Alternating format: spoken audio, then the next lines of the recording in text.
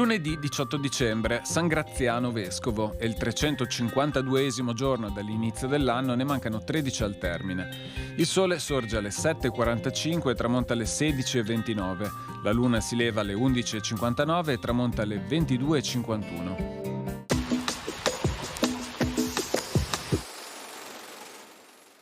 Il provveditore alle pompe, Vittorio Morosini, propone al Senato veneto che nella stagione invernale venga fatta deroga alla legge suntuaria che vieta alle donne d'usare abiti con colli di pelliccia.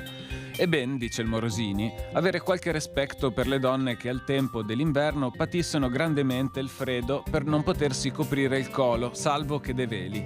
La proposta, tanto riguardosa nei confronti del gentil sesso, viene respinta dal Senato con ben 101 voti contrari.